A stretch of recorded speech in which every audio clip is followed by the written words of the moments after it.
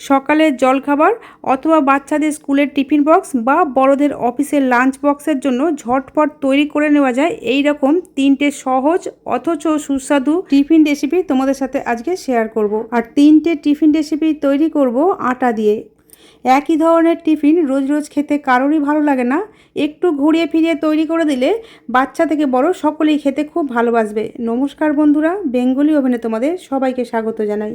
প্রথম ব্রেকফাস্ট বা টিফিনগুলো বানানোর জন্য আমি একটা বাটির মাপ করে 2 বাটি নিয়েছি গমের আটা। এই আটাগুলোকে একটা মিক্সিং বোলের মধ্যে নিয়ে এর মধ্যে দিয়ে দিলাম স্বাদ মতো লবণ আর হাফ চা চামচ জোয়ান। জোয়ানগুলোকে 2 হাতের তালুতে একটু ক্রাশ করে দিলাম, তাহলে জোয়ানের ফ্লেভারটা খুব ভালো আসবে।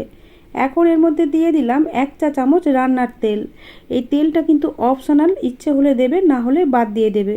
তবে এইটুকু তেল ব্যবহার করলে রেসিপির ওপরগুলো যেরকম মুচমুচে হবে, ভিতর থেকে অনেক বেশি সফট হবে। এখন সমস্ত উপকরণগুলো আটার সাথে খুব ভালোভাবে মিশিয়ে নিতে হবে।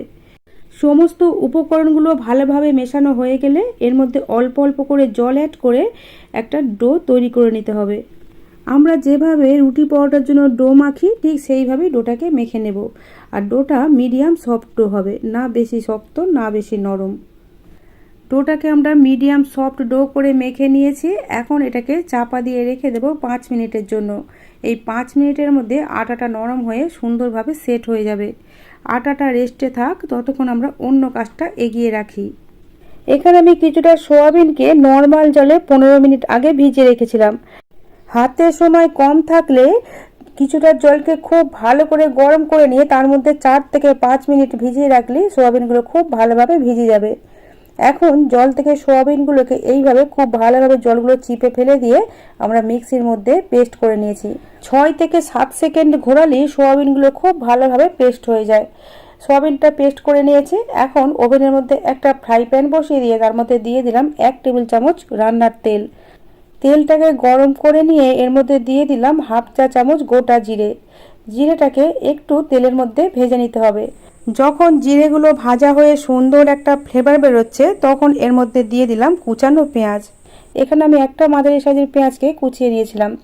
পেঁয়াজটাকে খুব বেশি লাল করে ভাজার দরকার নেই। মোটামুটি যখন ভাজা হয়ে গেছে তখন এর মধ্যে দিয়ে দিলাম একটা কুচানো কাঁচা লঙ্কা আর 1 টেবিল চামচ গ্রেট করা আদা। আদা আর কাঁচা লঙ্কা একটু ভেজে নিয়ে এখন এর মধ্যে দিয়ে দিচ্ছি পেস্ট করা সোয়াবিনগুলো।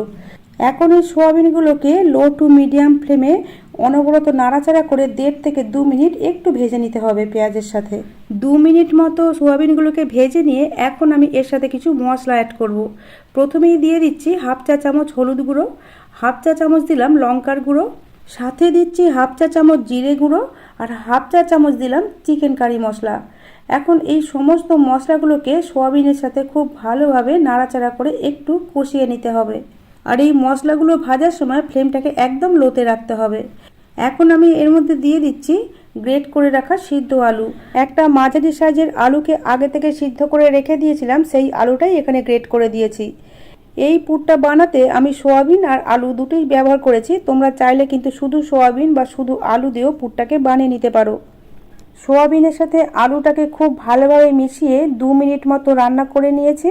এখন এর মধ্যে দিয়ে দিলাম চা চামচের 3 ভাগের 1 ভাগ গরম মশলা গুঁড়ো, দিয়ে দিলাম কিছুটা কুচানো ধনেপাতা আর সব শেষে দিচ্ছি 1 চামচ মতো পাতিলেবুর জুস। এখন সমস্ত কিছু একসাথে খুব ভালোভাবে মিশিয়ে নিয়ে গ্যাসের ফ্লেমটা অফ করে প্যানটাকে গ্যাস থেকে নামিয়ে নিচ্ছি। এদিকে দেখো, আমরা যে আটার ডোটাকে মেখে রেখে দিয়েছিলাম 5 মিনিট হয়ে গেছে। 5 মিনিট পরে ঢাকাটা খুলে আটাটাকে আরও একবার মেখে নিতে হবে। তারপর নিজের পছন্দের সাইজের লেচি কেটে নিতে হবে। আমি এখানে মাঝারি সাইজের মোট 7টা লেচি কেটে নিয়েছি। এখন এগুলোকে বল পাকিয়ে নিচ্ছি যাতে বেলতে সুবিধা হয়। এখন কিচেন কাউন্টার আর বেলনের মধ্যে একটু করে তেল লাগিয়ে নিলাম। এখন একটা করে লেচি নিয়ে বেলতে হবে। আর লুচি যেভাবে আমরা বেলি পাতলা করে, ঠিক সেই রকমই পাতলা করে বেলতে হবে। এই যে এরকম পাতলা করে বেলে নিয়েছি। আর খুব বেশি ভালোভাবে গোল না করলেও চলবে, তবে বেলতে কিন্তু পাতলা করেই হবে, না হলে খেতে ভালো লাগবে না। এখন আগে থেকে তৈরি করে রাখা পুরটা লুচির মাঝখানে দিয়ে একটু চৌকো আকার দিয়ে দিচ্ছি যাতে ফোল্ড করতে সুবিধা হয়। এইবারে ফোল্ড করে নিতে হবে। তার জন্য লুচির এক সাইডটা এইভাবে ধরে লম্বালম্বিভাবে 2 সাইডটাই ফোল্ড করে দিলাম। আর নিচের অংশগুলো একইভাবে এইভাবে ফোল্ড করে দিতে হবে। আর আঙুলের সাহায্যে হালকা হাতে চাপ দিয়ে সাইডের অংশগুলো একটু জুড়ে দিতে হবে। আর এটা যেহেতু আটা দিয়ে তৈরি, তাই খুব সহজেই কিন্তু জল ছাড়াই জোড়া লেগে যাবে। তবে যদি আটার পরিবর্তে ময়দা ব্যবহার করো, তাহলে এই সাইডগুলো অল্প একটু করে আঙুলের ডগা করে জল লাগিয়ে তবেই সিল করতে হবে, না হলে কিন্তু জুড়তে চাইবে না, আর ভাজতে গেলেও খুলে যাবার সম্ভাবনা থাকে। এইবার এই টিফিনগুলো ভেজে নেব। তার জন্য একটা প্যানের মধ্যে 2 বড় চামচ তেল গরম করতে দিয়েছি। তেলটা খুব বেশি গরম করতে হবে না, যখন মাঝারি গরম হবে তখন তৈরি করা টিফিনগুলো একটা একটা করে দিয়ে দিয়েছি।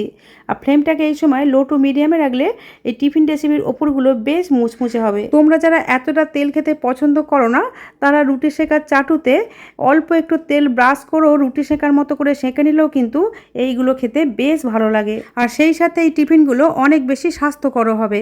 এক পিঠটা হালকা সোনালি কালার এসে গেলে উল্টে দিতে হবে। এইভাবে উল্টে পাল্টে দু পিঠটাই যখন সুন্দর সোনালি কালার চলে আসবে তখন তুলে নিতে হবে। আর এই টিফিনগুলো শুধু ব্রেকফাস্ট বা টিফিন বক্সের জন্য না, রাতের ডিনারের জন্য কিন্তু তৈরি করে নিতে পারো। বন্ধুরা, দেখতেই পাচ্ছ খুব সুন্দর কালার চলে এসেছে। আমি তুলে নিয়েছি, এখন তোমাদের ভেঙে দেখাচ্ছি ভিতরটা কত সুন্দর হয়েছে। এখন দ্বিতীয় টিফিন রেসিপিগুলো তৈরি করব। তার জন্য একটা স্টিলের বাটির মাপ করে 1 বাটি নিয়েছি রুটি তৈরি করার আটা। এই আটাটাকেও একটা মিক্সিং বোলের মধ্যে ঢেলে নিয়ে এর মধ্যে দিয়ে দিলাম 1/2 চা চামচ জোয়ান, স্বাদ মতো লবণ আর সামান্য একটু তেল। এখানে আমি 1 চা চামচের মতো তেল ব্যবহার করেছি। চাইলে তেলের পরিমাণটা একটু বাড়িয়ে নিতে পারো, আমি এখানে অল্প পরিমাণে ব্যবহার করেছি। এখন সমস্ত উপকরণগুলোকে আটার সাথে খুব ভালোভাবে মিশিয়ে নিতে হবে। সমস্ত উপকরণগুলো আটার সাথে ভালোভাবে মেশানো হয়ে গেলে এর সাথে অল্প অল্প করে জল অ্যাড করে একটা ডো মেখে নিতে হবে। জলটা অ্যাড করার সময় ক্যামেরাটা অফ করতে ভুলে গিয়েছিলাম বন্ধুরা। আর এই ডোটা মাখতে আমি নর্মাল টেম্পারেচারে জল ব্যবহার করেছি।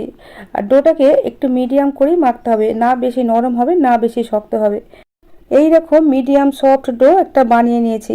এইবারে এই ডোটাকে ঢাকা দিয়ে রেখে দিলাম 5 মিনিটের মতো। এই 5 মিনিটের মধ্যে আমরা অন্য কাজটা এগিয়ে রাখি। এখানে আমি 2টো মাঝারি সাইজের পেঁয়াজকে এইভাবে লম্বা লম্বা পাতলা পাতলা করে কেটে নিয়েছিলাম। এখন হাতের সাহায্যে চাপ দিয়ে পেঁয়াজের লাচ্চাগুলোকে খুলে নিলাম।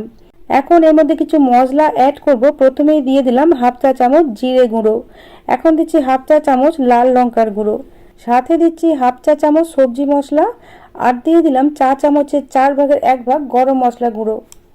সাথে আরও দিলাম স্বাদ মতো লবণ আর কিছুটা কুচানো ধনে পাতা আর গ্রেট করা আদা। আদা বাটা থাকলেও দিতে পারো, তবে এইভাবে সরাসরি গ্রেট করে দিলে রেসিপির স্বাদগুলো অনেক ভালো আসবে। আর সাথে অল্প একটু কুচানো কাঁচা লঙ্কা দিলাম। এখানে আমি নিয়েছি 2 টেবিল চামচ মতো সুজি। এই সুজি থেকে অর্ধেকটা আমি দিয়ে দিয়েছি প্রথমে। এখন সমস্ত মশলা আর সুজিটাকে পেঁয়াজের সাথে খুব ভালোভাবে মিশিয়ে নিতে হবে। পেঁয়াজ কুচির মধ্যে লবণ দেওয়ার কারণে যে জল বের হবে, এই সুজিটা সেই জলটাকে অ্যাবজর্ব করে নেবে।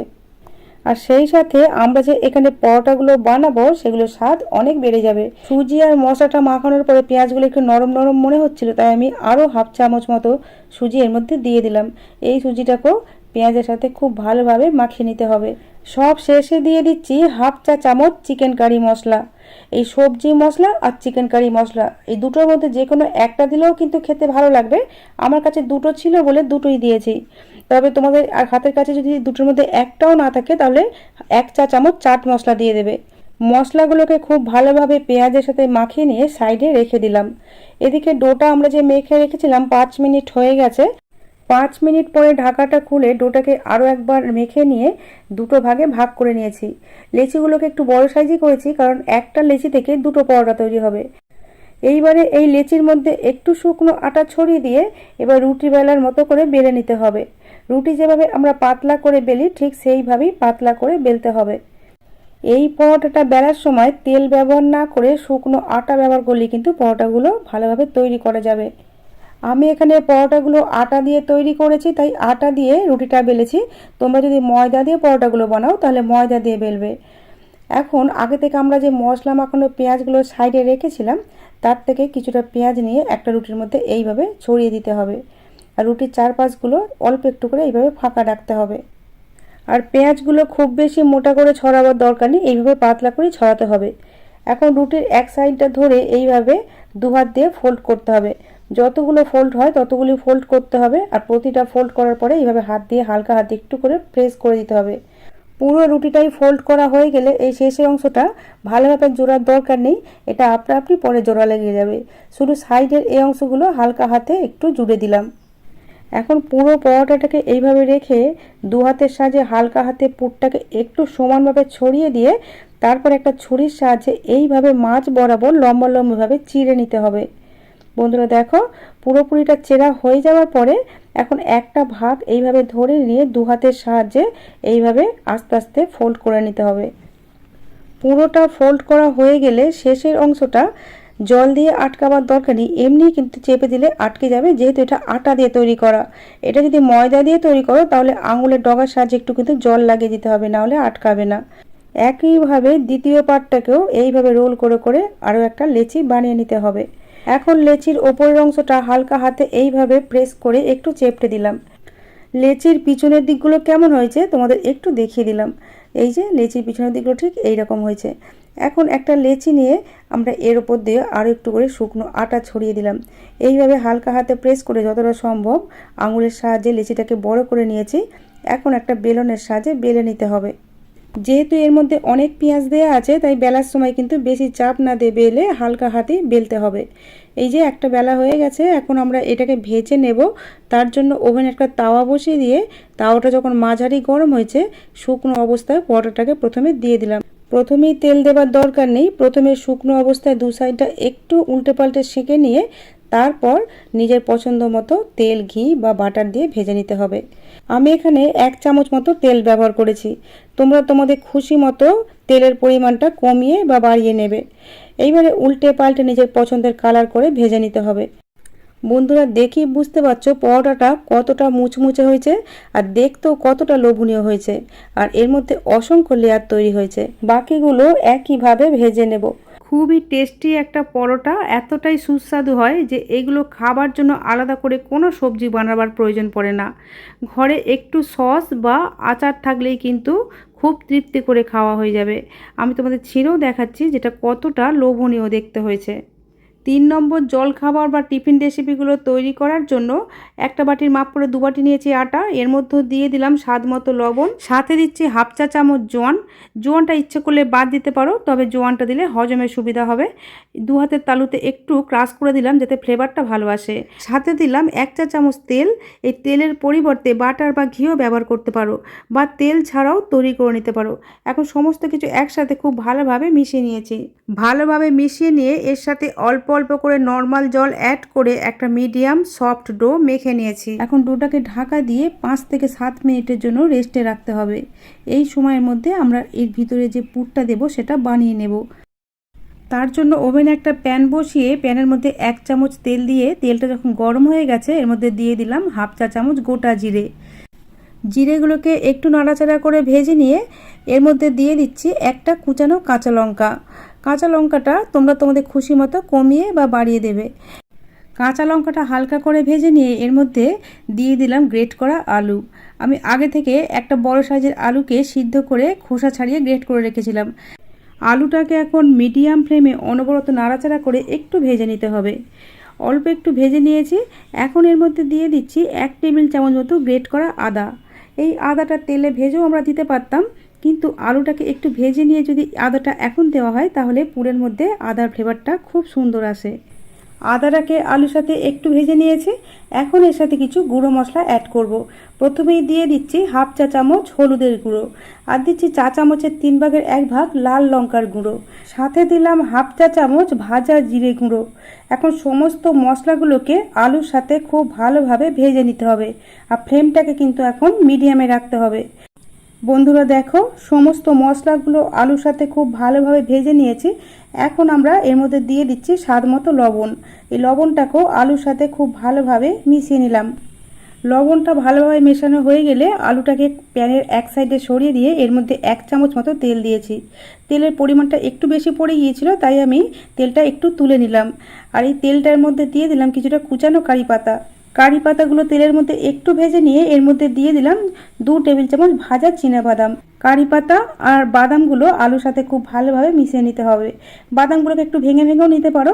সব শেষে দিয়ে দিলাম অল্প একটু গরম মশলা গুঁড়ো, আর হাতের কাছে কারি পাতা না থাকলে নামানোর আগে একটু ধনেপাতা কুচানো দিয়ে দিলেই হবে। সব কিছু আলুর সাথে ভালোভাবে মিশিয়ে নিয়ে গ্যাস ওভেন থেকে নামিয়ে নিয়েছি, একটু ঠান্ডা করার জন্য রেখে দিলাম সাইডে। এদিকে ডোটা মেখে যে চাপা দিয়ে রেখে দিয়েছিলাম প্রায় 5 মিনিট হয়ে গেছে। এবার এর থেকে নিজের পছন্দের সাইজের লেচি কেটে নিতে হবে। আমি এখানে মাঝারি সাইজের কয়েকটা লেচি কেটে নিয়ে এখন কিচেন বোর্ড আর বেলনের মধ্যে একটু তেল মাখিয়ে নিলাম যাতে বেলতে সুবিধা হয়। এখন একটা লেচি নিয়ে একটু পাতলা করে বেলে নিয়েছি। এগুলো কিন্তু মোটা করে বেলবে না, এইভাবে পাতলা করেই বেলতে হবে। বেলা হয়ে গেলে তৈরি করা পুরটা এইভাবে দিয়ে দিতে হবে। আর পুরের পরিমাণটা নিজেদের খুশি মতো কমিয়ে বা বাড়িয়ে নিতে পারো। এইবার এটাকে ফোল্ড করতে হবে। কিভাবে ফোল্ড করছি একটু লক্ষ্য করো বন্ধুরা। ওপরের অংশটা ধরে এইভাবে ফোল্ড করে দিলাম, তারপর বাঁ দিক দিয়ে এইভাবে ওর ওপর দিয়ে আবার ফোল্ড করে দিলাম।